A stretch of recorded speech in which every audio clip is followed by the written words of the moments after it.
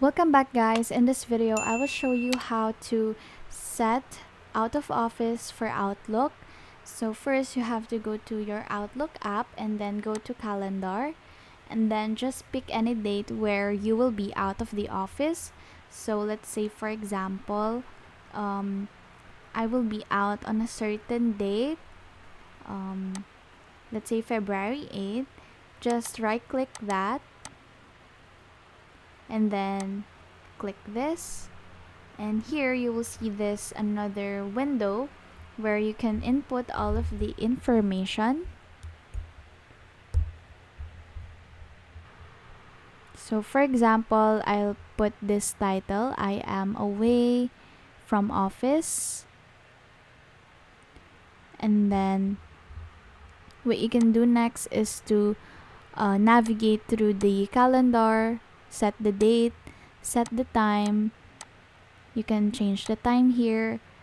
You can make it all day, or you can also put the time zone if you're traveling, for example, and you will be out of the office.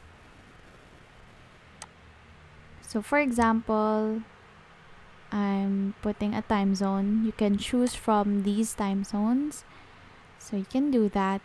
And then what you can also do is to show us away if you don't want to be disturbed or do some work, so or to notify your colleagues about it. So you can set that as out of office, and then you can click this and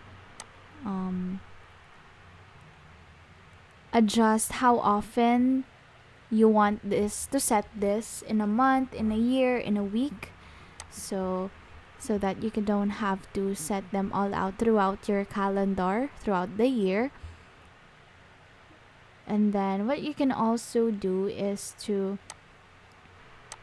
click add from here, and then input here the recipient of this notification. So for example, you have this colleague and you want that colleague to be notified. You just have to input the email address here, and then